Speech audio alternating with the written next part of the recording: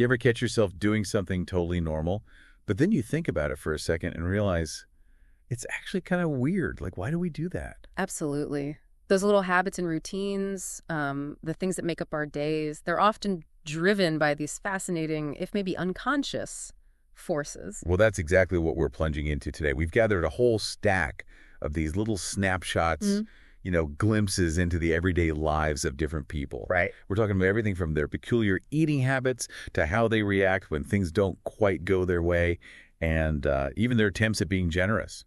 So our task today really is to look closely at these seemingly ordinary moments and see if we can't tease out some surprising truths or just find some, well, relatable human experiences. Like a bit of microanthropology. Exactly. Microanthropology of the everyday. Okay, let's dive right in. Our first stop is the kitchen, where things can get interesting.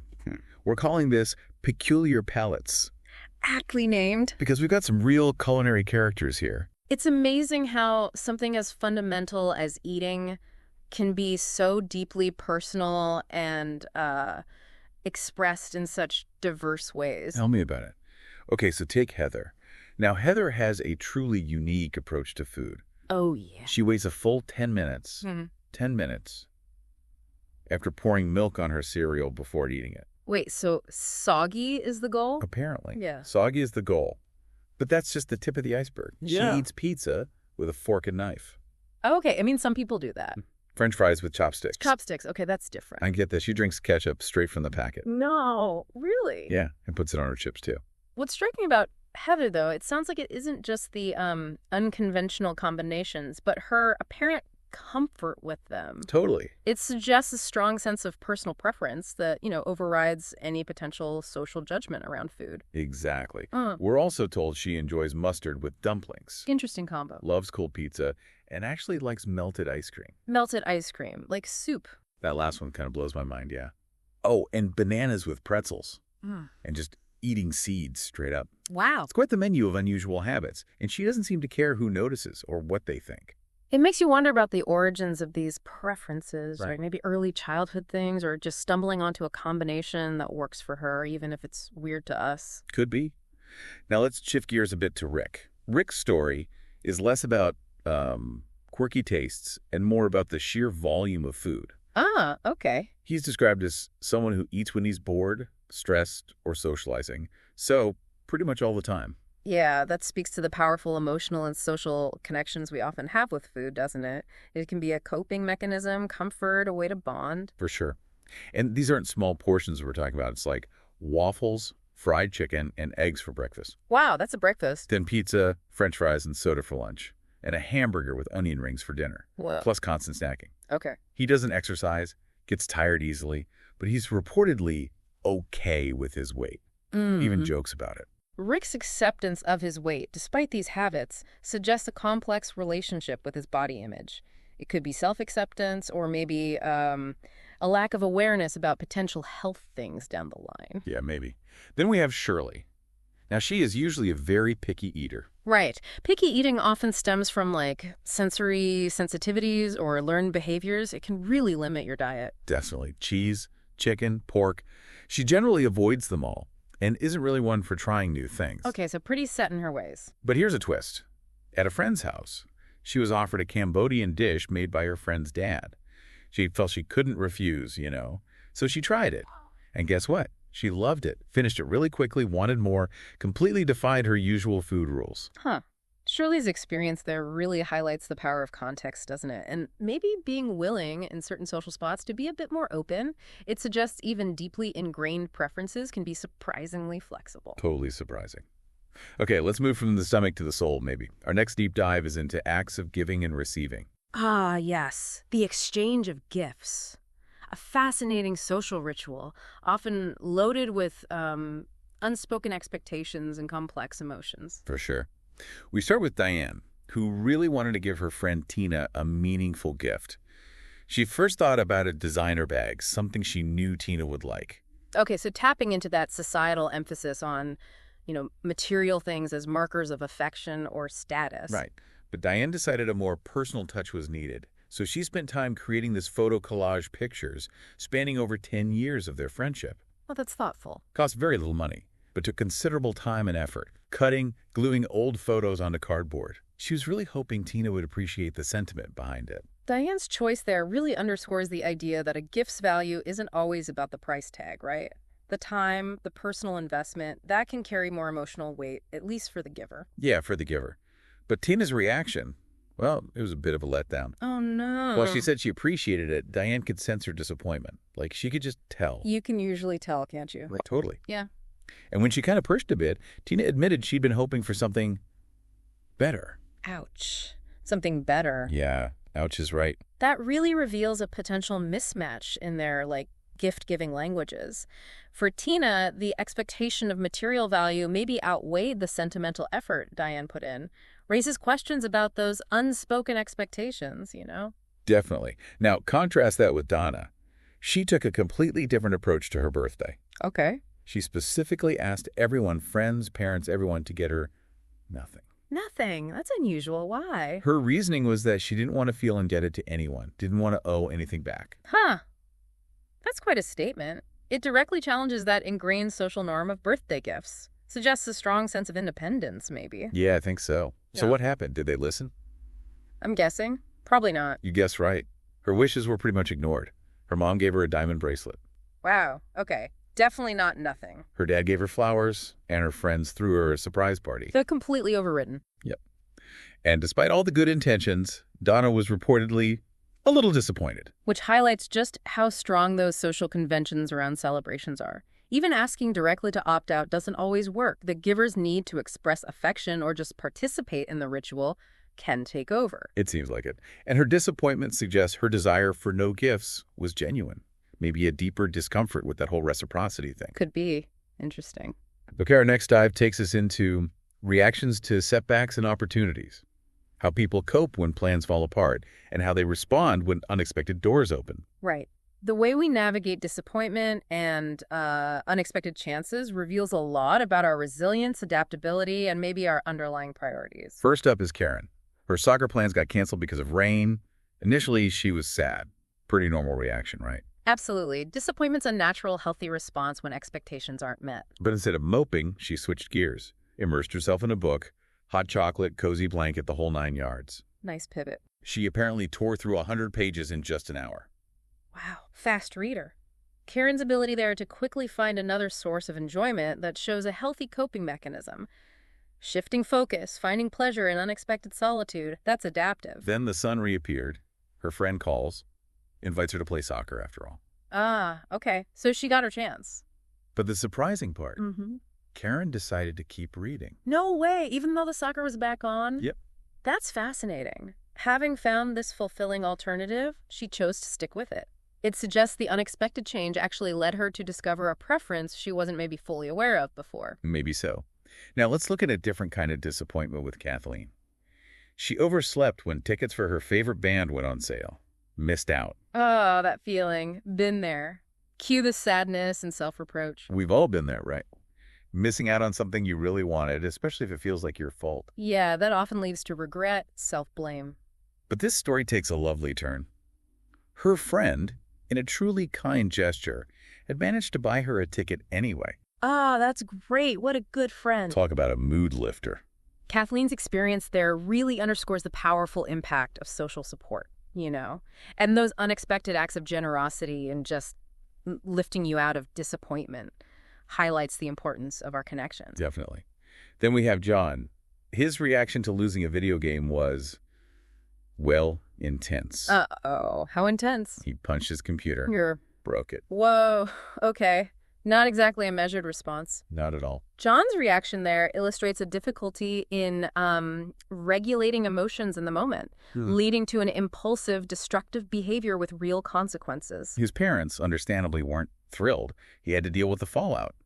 Hopefully it was a learning experience about managing anger. You'd hope so. The incident likely served as a pretty stark lesson in emotional control and the real-world impact of our reactions. Fingers crossed.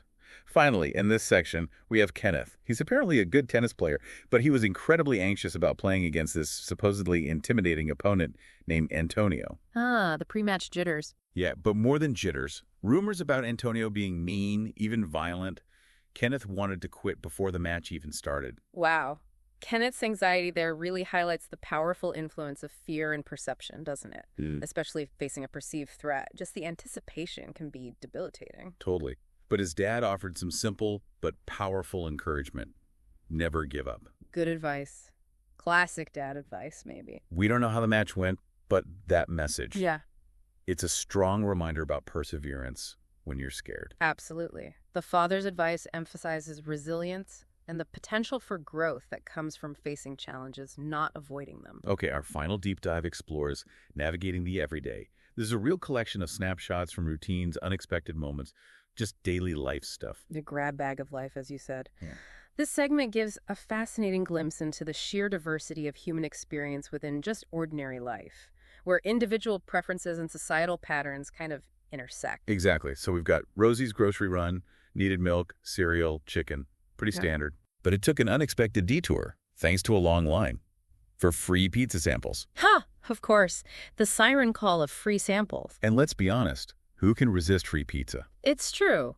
The enduring appeal of free food speaks to something pretty fundamental, doesn't it? And the allure of a good bargain. Then there's Kaylin's library trip. She went specifically for a book on Barack Obama. Oh, a specific goal? But she also decided to borrow a movie. Noted the different rental costs and loan periods, and ended up choosing a film about a girl with diabetes. Huh, interesting choice. A bit of a genre jump from the biography. Yeah. Kaylin's decision shows how a specific goal can lead to these unexpected discoveries, choices based on cost, curiosity, maybe empathy. A mix of factors. Makes sense. Marina prefers hitting up thrift shops for her clothes. Ah, fellow thrifter. She's all about finding unique items, avoiding looking like everyone else.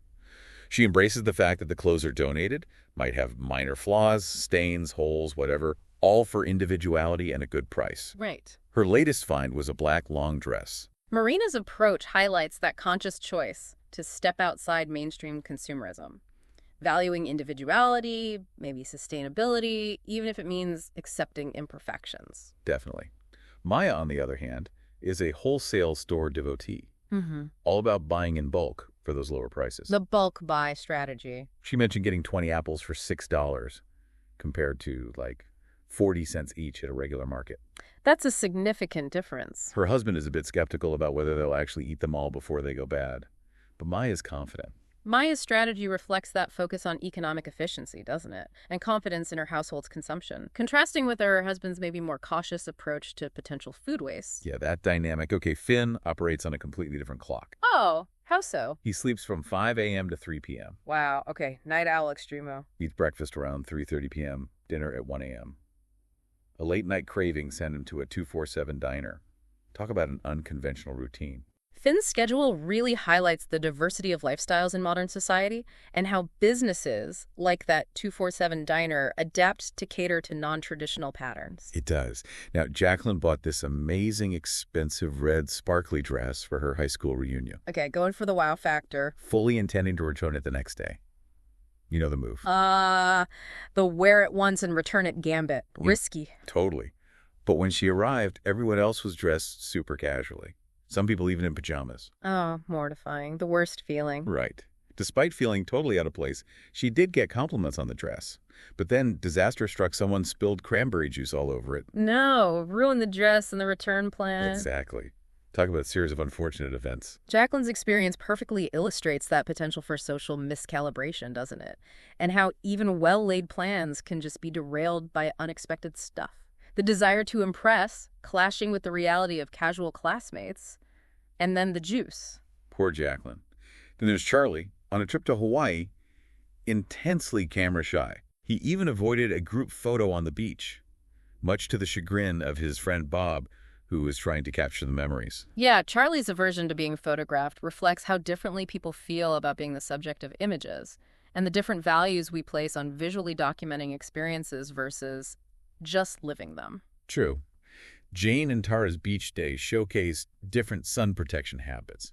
Jane was all about the SPF 50, super diligent. Good for Jane. Tara skipped the sunscreen entirely. And surprisingly, ended up with just a tan, no burn. Lucky Tara, but still. Yeah. That highlights the whole spectrum of risk assessment and awareness regarding sun exposure, right? Definitely a gamble. Okay, Tyler's been driving the same beat-up red Honda for 20 years. 20 years? That's loyalty. or necessity? Probably both. We're talking scratches, faded paint, iffy heating and cooling, windows that only go halfway down, Oh, boy. radio stuck on country music, a scratched windshield, manual locks, the It works. sounds like it has character, lots of character. He's waiting until he has enough cash for a new ride, a real testament to making do. Tyler's dedication to his old car speaks to that mix of practicality, maybe some sentimental attachment too after 20 years, and just the reality of financial constraints. Yeah. Now, Chuck is incredibly dedicated to his dental hygiene, like really dedicated. Oh, how so? We're talking a 5-minute routine with whitening toothpaste, circular motions, meticulous tongue brushing, a full minute of minty mouthwash, That's thorough. and flossing after every single meal and snack. He even carries his supplies everywhere. Wow. Chuck's commitment to oral care shows a really high degree of conscientiousness, doesn't it? A strong focus on personal well-being. Good for him. Seriously. Susie loves chocolate, but she met her match with an overly sweet caramel-filled bar. Ah, the sugar wall. It happens. She asked for a drink and accidentally got chocolate milk, double the sweetness. Oh, no. Not helpful. Eventually, plain water saved the day. Even the biggest fans have their limits, it seems. That illustrates the concept of sensory overload perfectly. Even things you love can become overwhelming in excess. Water to the rescue. Always. Hannah, Stephanie, and Erica had a blast at the zoo. Checked out giraffes, monkeys, horses, koalas, pandas, iguanas, bears. Sounds like a great zoo trip. Their main urge, to reach out and touch the animals, which naturally wasn't allowed. So, photos it was. Yeah, that desire for tactile interaction with animals, it reflects a natural human curiosity and connection with nature, right? Often tempered by necessary safety rules. Can't blame them for wanting to, though. Not at all. Haley had been wanting pierced ears for ages, but her parents were against it until she moved out. Ah, the classic parent boundary. With some encouragement from her friends, she finally went for it. And embracing the idea of, asking for forgiveness, not permission, when it came to her parents' likely reaction. Haley's decision represents that step towards independence and self-expression, navigating the line between her own desires and parental expectations. Good for her. Yeah.